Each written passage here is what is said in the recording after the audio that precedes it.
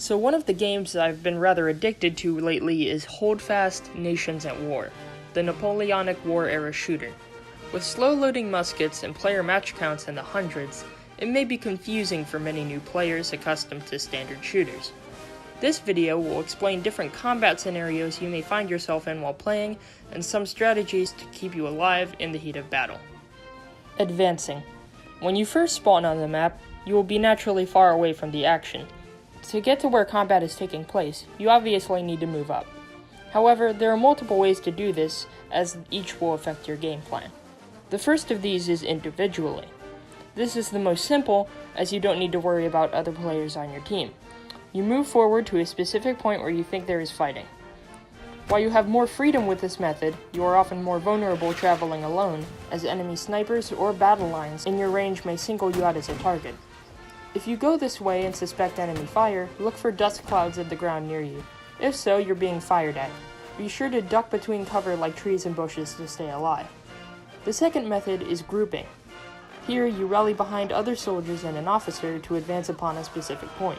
While you may not be able to choose this point unless you're the officer, this is much more reassuring as you have safety in numbers. Not only that, but when you do get into combat, you will have more allies near you to lay suppressing fire on the enemy. Shootouts. Shootouts take place when individual soldiers from one side of a battlefield fire upon the other. While there are many other videos about aiming your shots well, this one will break down strategies based on your range from the enemy. Long range. These types of shootouts are more akin to sniping duels, but can also occur as lines firing at an approaching enemy in the distance. At a range of 100 meters or higher, no matter how good your aim is, many shots will miss due to horizontal spread. Cannons are best utilized here, and maybe your riflemen can get a few kills. Long range is the safest way to fire, however it is the least rewarding. Usually you only fire at this range if the enemy is advancing on you or before you charge. Note that some shots at this range may not even kill if they do hit. Mid-range. At this point, you and your allies have advanced to a reasonable distance from the enemy, up to 70 meters or so. Unless you're firing in a line, it's better to find cover to protect you. Combat here mostly boils down to firing, reloading behind cover, and exposing yourself briefly to fire again. This can get a bit repetitive, but in this range it should be slightly easier to rack up some kills. The biggest thing you need to worry about at this range is enemy groups attempting to flank you. Look around from time to time to see if there's enemy movement. If you're playing as an officer, you may even want to try to organize a flanking maneuver as well. Close range.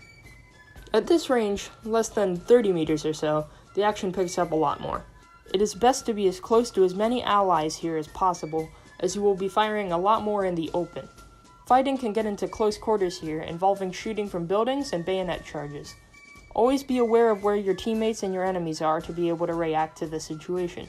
For example, if you are within 15 or so meters from an enemy and he misses his shot, it may be in your favor to run up closer to him and fire at point-blank range. Or, if your weapon is empty, pull out your bayonet and attempt to fight in a melee. However, if there are other enemies around him, you may want to be more cautious and stay back if they try to shoot at you during your stabbing fest. Try to retreat to cover to reload, but don't be afraid to cancel your reload with the X key if you see an enemy charging at you with his bayonet. Gameplay is often the most fun at this point, but you also have the shortest lifespan here unless you're with a group. Charges. If you're being fired at from an enemy, it can be harder to advance from long to medium to short range in the suppressed state. To help move up mid-battle, officers can order a group charge. Now, a charge is only as good as the men who lead it, so it takes a competent commander to convince other players to push forward. The squeaky-voiced tween is less likely to inspire a charge than somebody who's already hit puberty. Charge, boys! Charge! Charge! Now, there are two kinds of charges, a cover charge and a bayonet charge, and each has their own type of purpose. A cover charge is usually from a shorter distance and is used to advance from one area of cover to another further up. It shortens the distance between you and the enemy to improve accuracy, but not to directly contact the enemy.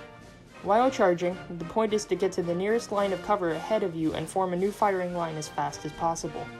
On the other hand, a bayonet charge is used to go directly to the enemy and engage in short-range melee combat.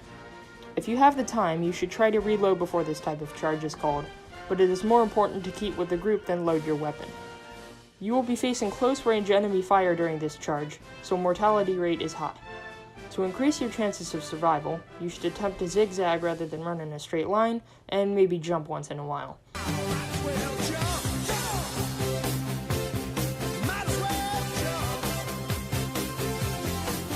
But be sure to press X to have your bayonet ready when you reach the enemy line, and try to make your first lunge count.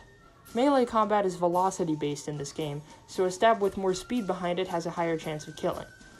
Try to release the left mouse button a little beforehand as well to thrust during impact. If you're facing an enemy wielding a sword, you can try to directional block using the right mouse button and sliding your mouse in the direction they're attacking from. If at any point you notice that most of the people you charged with are being slaughtered, you may want to retreat. However, only run away if you are sure that a charge has failed. If you can, try to do this undetected and hide behind cover so you can shoot at an enemy's flank when they are advancing. If this is not an option, your priority should be to regroup with the closest allies you can find. That's all for today. Check back soon for more Holdfast Nations at War content.